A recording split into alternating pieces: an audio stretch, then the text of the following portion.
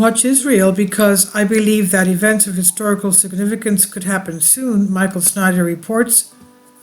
I would encourage all of us to watch Israel very closely in the coming days because I believe that we could soon see some incredible events take place.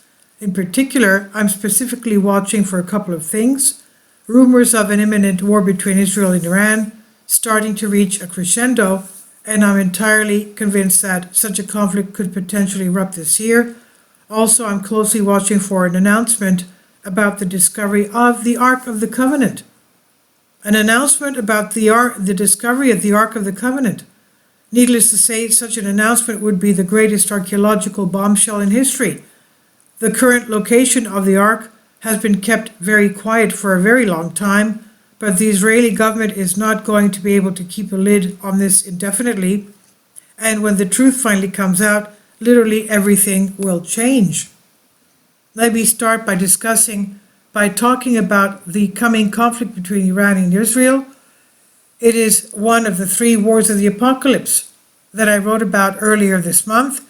Israeli Prime Minister Benjamin Netanyahu is pledging that he will do whatever is necessary to stop Iran from building their own nuclear weapons, and he realizes that Israel has now reached put up or shut up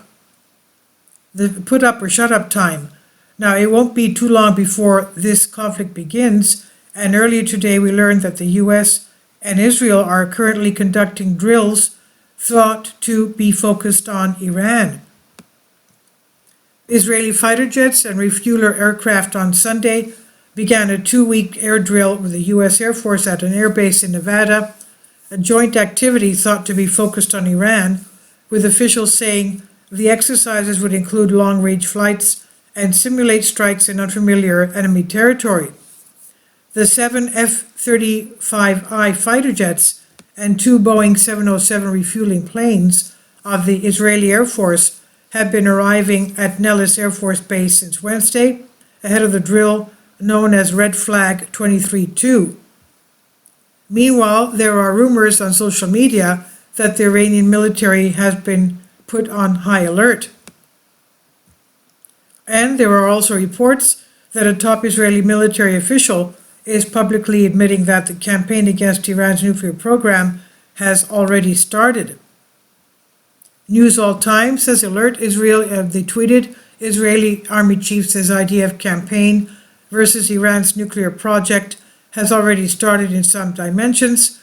No further details provided on military actions taken so far, the tweet said. We will want to keep a very close eye on these developments because a major war in the Middle East would send energy prices into the stratosphere and would throw the entire global economy into a state of chaos. As I stated in the beginning of the article, I'm also watching for news concerning the discovery of the Ark of the Covenant. It has been missing for more than 2,600 years, and as an article posted on MSN recently noted, there are some experts that wonder whether it ever existed at all. Well, of course it existed. Now, the Ark of the Covenant remains one of the history's enduring mysteries. It's certainly one of archaeology's most perplexing puzzles. Did this gold-plated wooden box said to house the stone tablets on which the 10 Commandments were written ever exist? If so, what happened to it, and where might this legendary artifact be hidden? Of course, the truth is that it does exist, but it has been missing for a really long time. In fact, after the temple was destroyed by the Babylonians in 586 BC, it totally disappeared from history. The last known location of the Ark of the Covenant was in the first temple, Holy of Holies. However, after the temple's destruction in 586 BC, it disappeared. So where is the Ark today? The answer is actually very simple. It's still in the cave under the Temple Mount, where Jeremiah hid it in order to keep it from being captured by the Babylonians. Jewish authorities know exactly where it is, and we know exactly where it is, and they know that we know that they know exactly where it is, so they won't be able to keep this quiet for very much longer. Incredibly, I also believe that the discovery of the Ark of the Covenant in the last days is mentioned in the Bible, Daniel 9:27 tells us the following: "And he shall confirm the covenant with many for 1 week, and in the midst of the week he shall cause the sacrifice and the oblation to cease, and for the overspreading of abominations he shall make it desolate even until the consummation, and that determined shall be poured upon the desolate." Most Bible scholars are convinced that the "he" in this verse refers to the Antichrist. However, there is a massive problem with that theory. In the original Hebrew of Daniel 9:24, "he" does not exist at all. So wherever you see "he" in Daniel 9:27 in your English translation, you should cross it out because it simply is not there.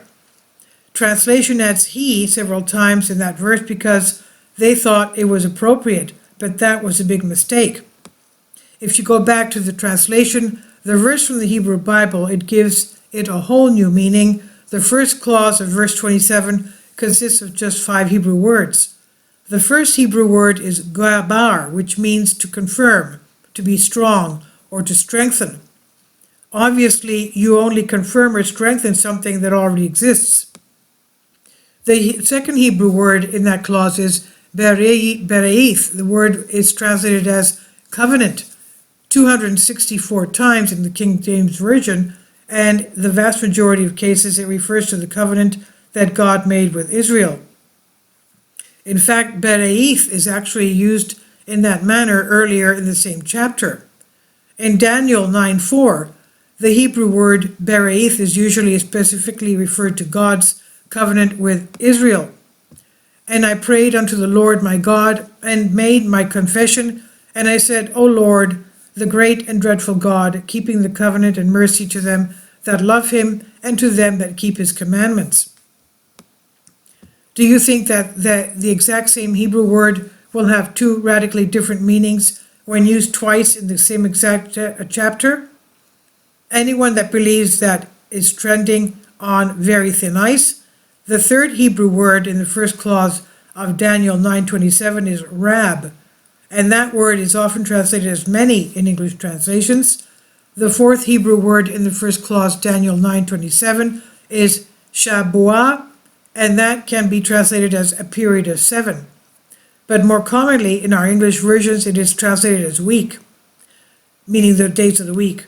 The fifth Hebrew word in the first clause, Daniel 9:27, is eshad, which means one. So let's put all of these Hebrew words together. The correct translation of the first clause of Daniel 9:27 would go something like this: "The covenant will be confirmed or strengthened with many for 1 week." And let me ask you a question. When that happens, what will it look like? Needless to say, God could do this any way that he wanted to do this, but throughout history, the Ark of the Covenant has always been the physical representation of God's covenant with Israel. So the discovery and public unveiling of the Ark would definitely confirm that God's covenant with Israel has always existed and that it still exists today. And once the Ark is revealed, it will need somewhere to dwell. So there would be a tremendous sense of urgency to build a new temple or a new tabernacle for it in Jerusalem. We really are living in the end times, and I personally believe that a historic announcement about the discovery of the Ark of the Covenant is one of the most important signs that we should all be anticipating. So keep watching Israel, because really big events are just around the corner. And this is by Michael Snyder. He says about the author, "My name is Michael, and my brand new book entitled End Times is now available on Amazon." In addition to my new book, I have written 6 other books that are available on Amazon, including 7-Year Apocalypse, Lost Prophecies of the Future of America, The Beginning of the End, and Living a Life That Really Matters. When you purchase any of these books, you help to support the work that I'm doing, and one way that you can really help is by sending copies as gifts to families and friends.